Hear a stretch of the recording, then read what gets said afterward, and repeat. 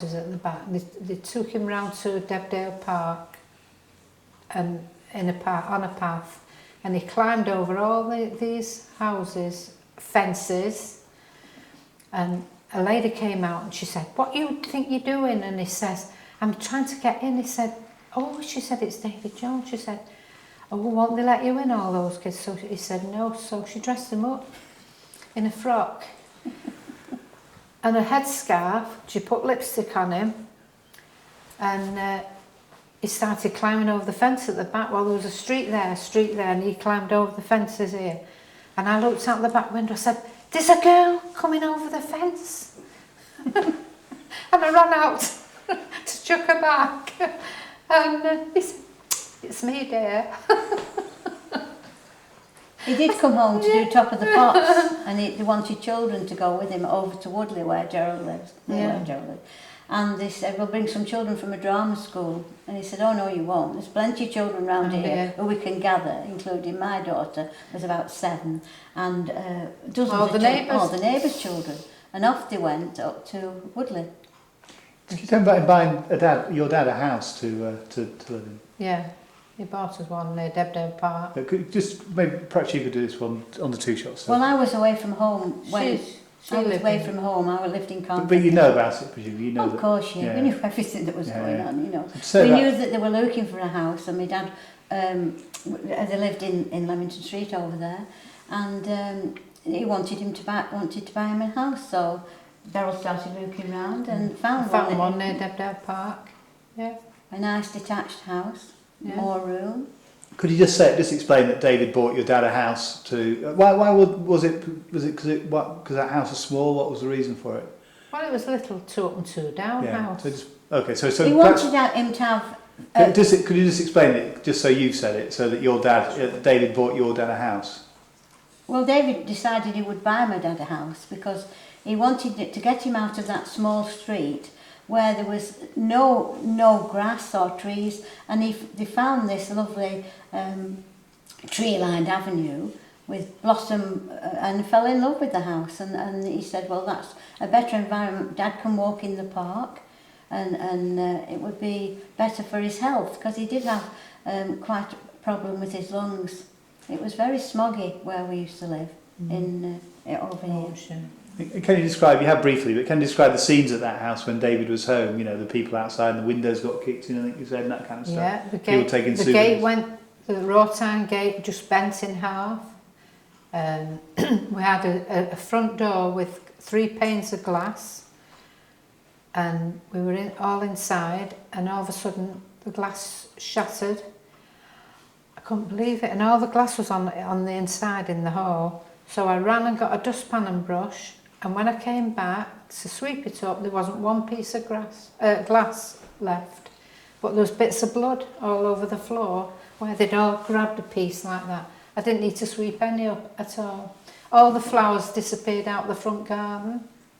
Tell me what the scenes look like. Well, did you ever visit while this was going on? Oh yeah, Tell me what the scenes look like outside the house. Well, I came over, my husband and I, we came over to bring Deborah over to do this film. But there was just, you couldn't park your car or get into the gate or anything, could you? No. Beryl and I stayed behind and made a buffet meal for all these people that had drove up into the countryside to do this filming of this, I think it was the first one he made, wasn't it, record? And they just wouldn't leave you alone. And sometimes if he came to Beryl's, he sometimes came over to me in Accrington, where hopefully nobody knew him, but you see it was the same there.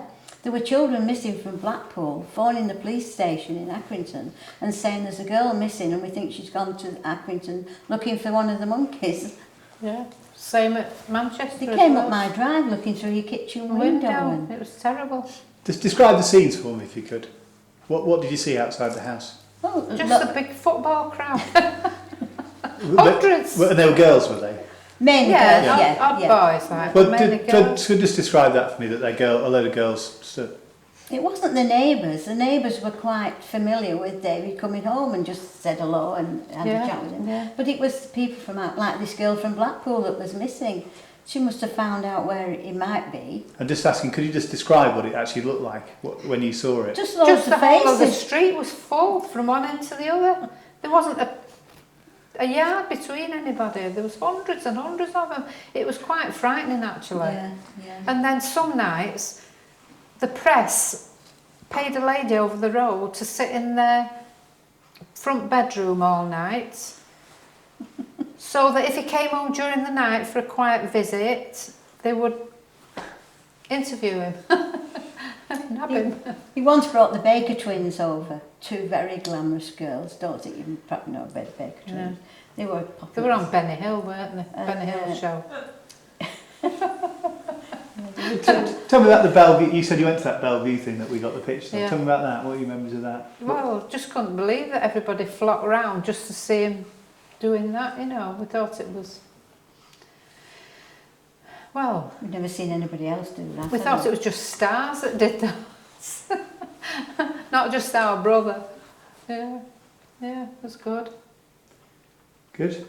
I'm trying to. I don't want to keep it too long. So tell me about when they split up. What did you hear about when the Monkees split up, and what was your contact with him after that? Because he was still working, wasn't he? Tell me about that. Oh, yeah. We've always been in contact. Tell Never with him been all not the in time, contact. Yeah. Oh, just your memories of that time after they split up, and he started to. Just tell me He what he did did. different things, didn't he? He went in with Harry Seacombe and that in Yeah. Pickwick, and he was always... Oh, he was in Tom Sawyer in America. He's been in Godspell, and Godspell. he did Fagin eventually. I went to see him in Kansas City in Fagin, and it was a really big open air theatre, and it was wonderful. He did a week there. There's so many other things that he did.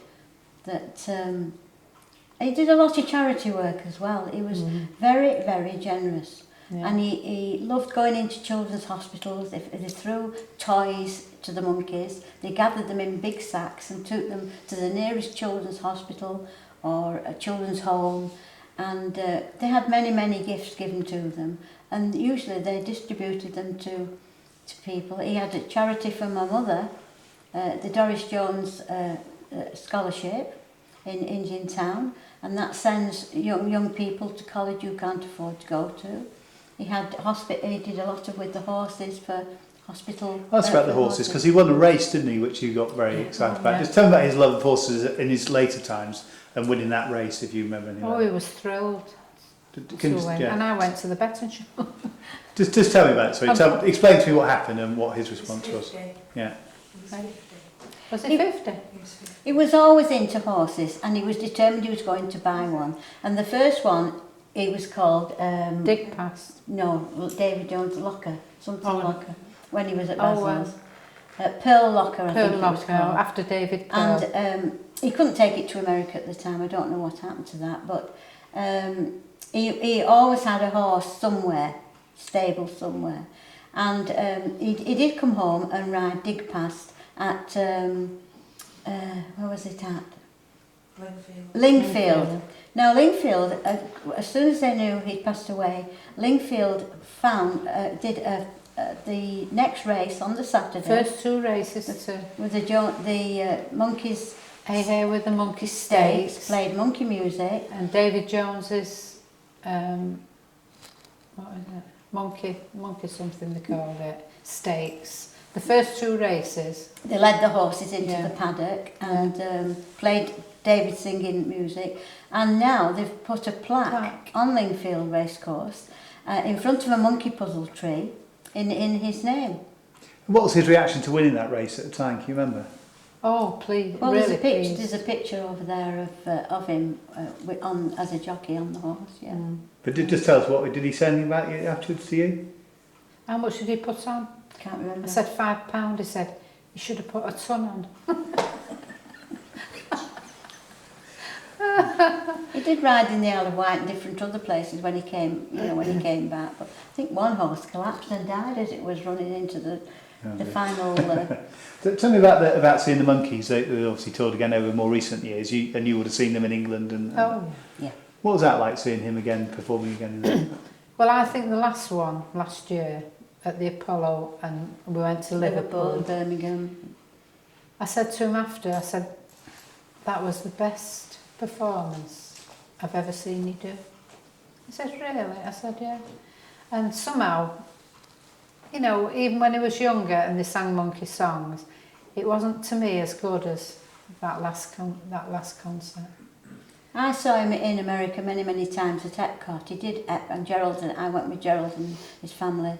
We went many times to Epcot, and it was absolutely amazing. The people that queued up 3 times a night to watch, come into the theatre, open air theatre, watch the show, go out and queue up again. It was absolutely amazing. To watch the same thing, yeah. He had such a good response at Epcot. Mm.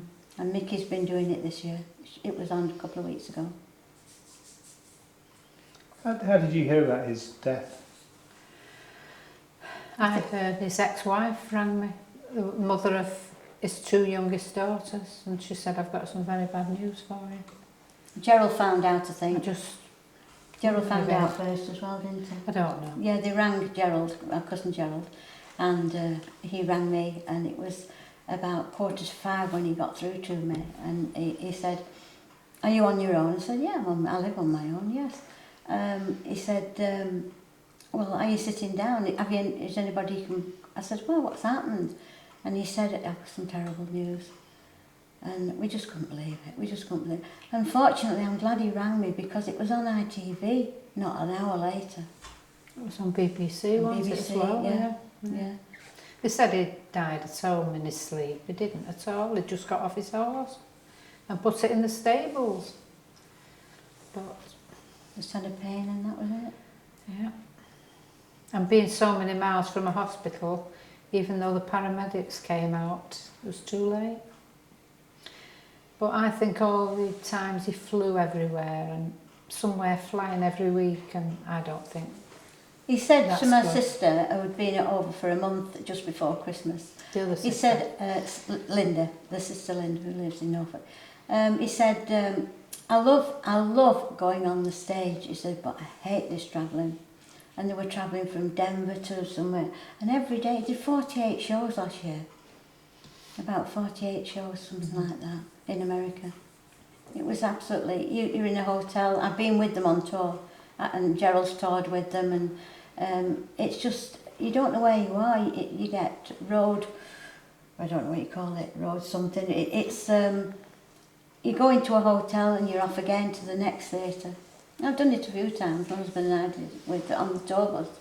But he was a healthy man, wasn't he? Yeah. Very healthy. Had health check, didn't he? Not Talia, long his before. eldest daughter, says that the people, he'd had a health check not long ago, and The his health was, heart Doctor was said he's got a heart of a 25-year-old. yeah. So we don't know, do we, what caused it really?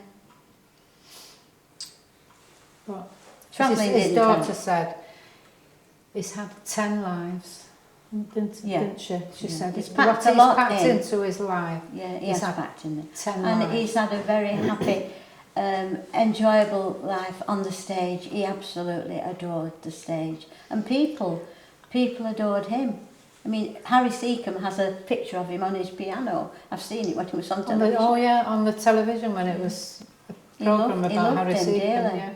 And Roy Castle was taking over David's part in Pickwick. Samwell. And David helped him with his lines, and he said, Roy Castle said, go to my tailor's in London and have a suit made because you've helped me so much.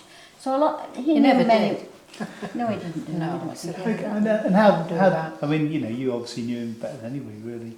How do you look back on him? How do you remember him? Well, when Mum died, I helped to bring him up. Just me and my dad at home. Linda was there for a while. Hazel was married, and we just tried to guide him as best we could. And Well, you see, he left home at 14, didn't 15. he? 15 when he Yeah. left home. That was the Christmas when he was Yeah. 15. Used to send his washing through the post because there was no facilities at the stables, and the postman used to say, "Beryl, here's your David's riding stuff." There'd be all straw hanging out the side. Then I'd wash it, iron it and send it back. That was only for a short time. But looking back, how would you want him to be remembered? But people absolutely loved him. The tributes I'm getting, I can't believe the tributes and the people are writing from all over the world, from Japan and Australia and America and England, and they just absolutely... Even Niece Jones in the Daily Mail, who has a go at most people, doesn't she? Yeah. You should see the article she wrote. It was lovely. She said she was in love with him aged 10-year-old, 8, 8 to and 10. she thought she was going to marry him because she was called Jones as well, and she thought, oh, I'll be marrying him, you know. And she said, you know, she's written something wonderful about. Well, I think it is anyway.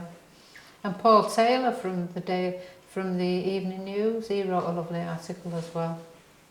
There's been many articles, and you can't believe the press. In fact, he coverage. put "Goodbye to a Genius" on the thing, because I've cut it out, you know, and put it in a scrapbook. Yeah. The tributes are still coming in now, and it's hard, you know, for people to write, and the fan clubs are devastated. He still has fan clubs in America and Japan, and the fans. But for you personally, what does it mean? We just have to look back on the happy times that we all shared together. That's all we can do now, isn't it, really? And we had many happy times and lots of fun, you know, as well as the sad And time. we've got him on film whenever we want, haven't we? So And his music will singing. live on. David's music will live on forever. Yeah. That's lovely. Thanks very Okay. much. I hope that wasn't too difficult. It's okay. Thank you very much for that. Was that all right? I went in, she was in the cot to her. She had a tongue, didn't you? Yeah, it's just been birth on the bed. When I turned up. When you were talking about baby, Sorry, you can you got just baby. stop the zoom with just the kind of stage, You the had whole that when you died. So, yeah. like that end shot there. They Okay. left their eyelashes upstairs. And when we did turn, I saw one you know, when I when we went did to the turn, shop. Did you? oh, we did turns after. I've never seen him since. Hey, when we did turns after, I wore their eyelashes. Oh yeah, you did, yeah. I've still got them now. My dad said, Will I do it? I'm glad that he stayed and it was very nice. Okay, we're rolling. Okay, everybody happy? Yep.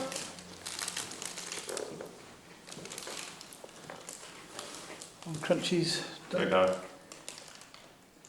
Beverley, tell me about your earliest memories of your uncle. Well, they would have been in the living room at Clumber Road, and I would have been around 5 or 6, and David had come to visit, and we used to do little shows, you know, and he'd sit and play the guitar for me, and I had no idea who he was. No, you know, at that age, no idea of his fame, or, you know, he was just my Uncle David with a guitar, and I used to dance about with a few of my cousins. And then going on into the late 70s when they did the reruns, and that's when I really realised who he was and about the shows.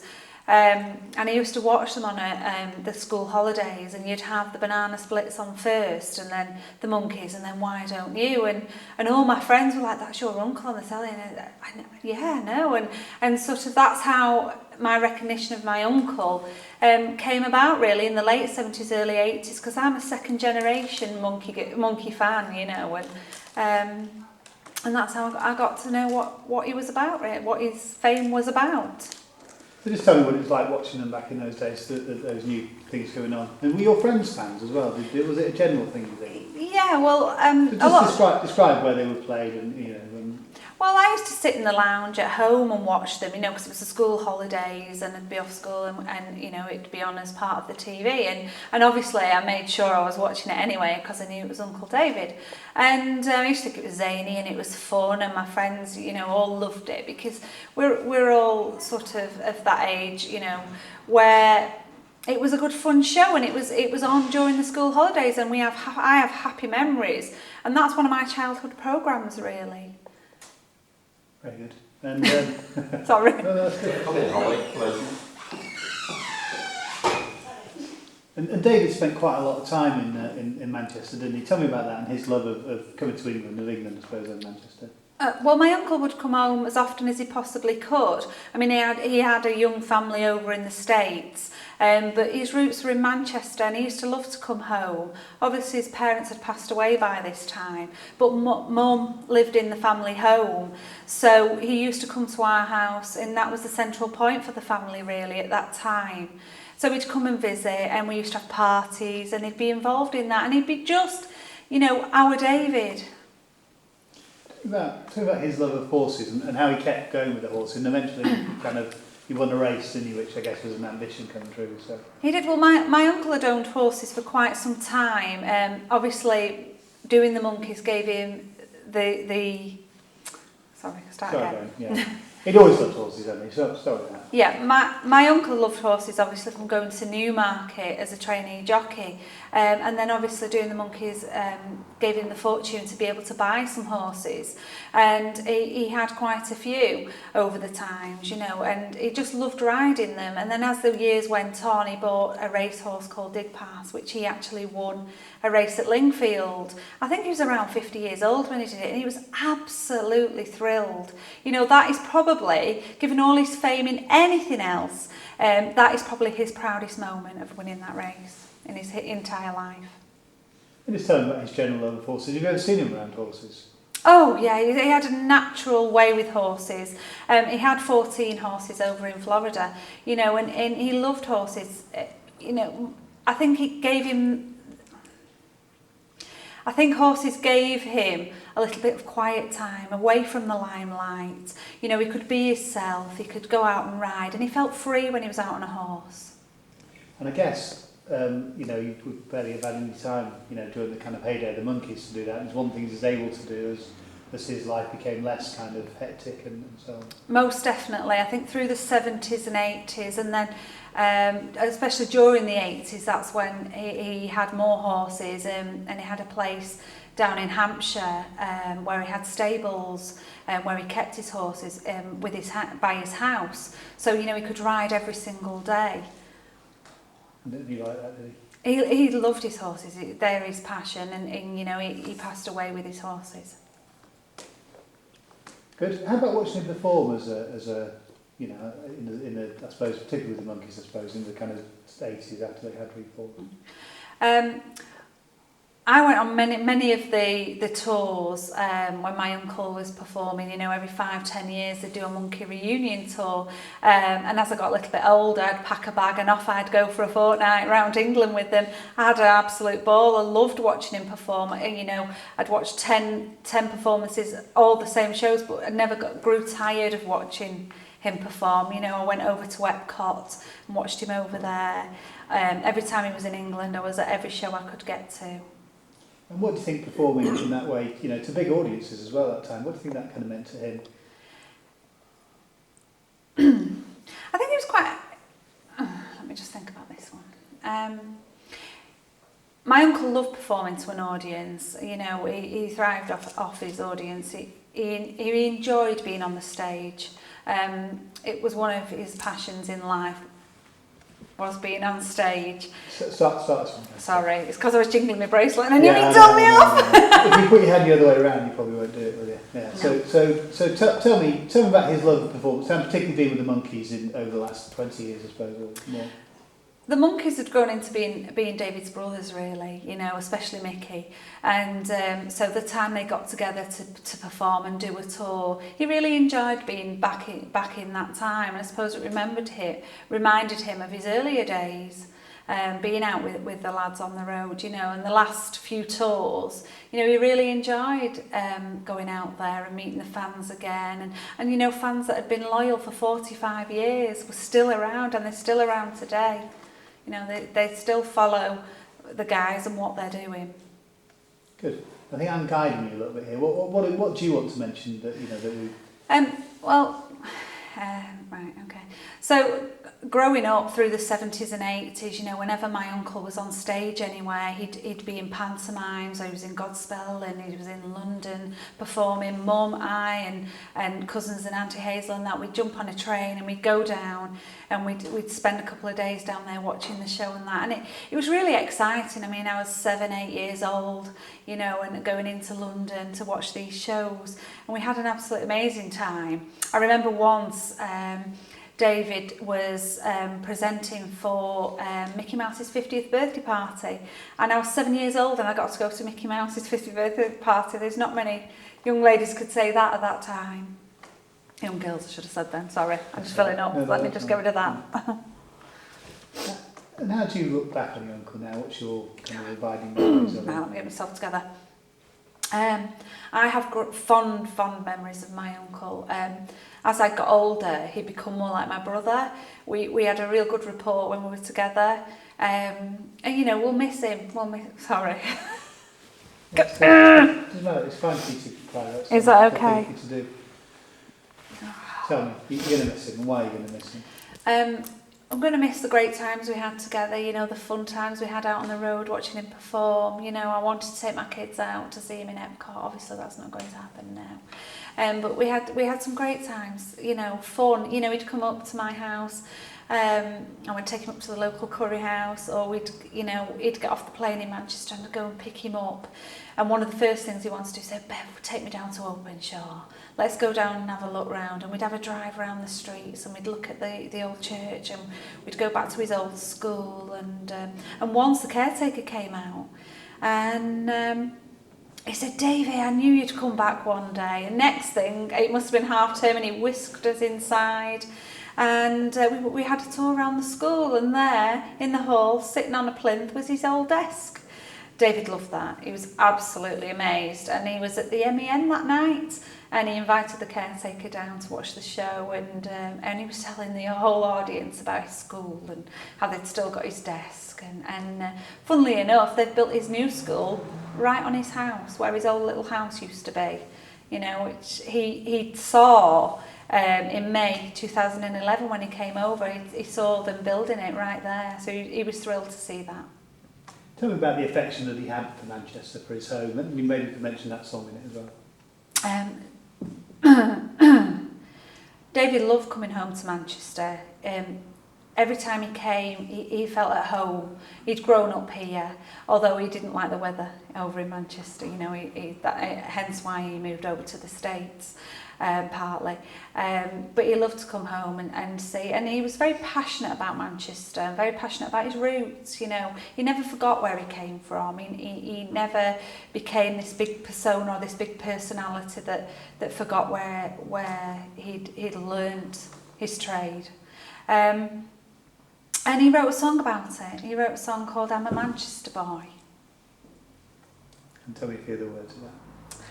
Okay, let this So tell me about, start by saying you wrote a song. Tell me about the song. He wrote a song called Manchester Boy, and it's I'm a Manchester boy, my mum's pride and joy, chip off the old block, my dad, I can dance, I can sing, I can do anything. Sorry. And tell me what that song meant to him. But don't worry about crying, I mean, you know, it's not. Hang on, let me get a grip. Tell me again about Manchester Boy and what that song really meant to him. He wrote a song called Manchester Boy, and it was about being a Manchester boy. You know, I'm a Manchester boy, my mum's pride and joy, chip off the old block, my dad, I can dance, I can sing, I can do anything, nothing's too hard if I try. And then it tells the story of him getting on the train and going off and his dad crying at the station, you know. It's a real nice tune, something he's very proud of, you know. He loved that track. Good. And how did you find out about his death?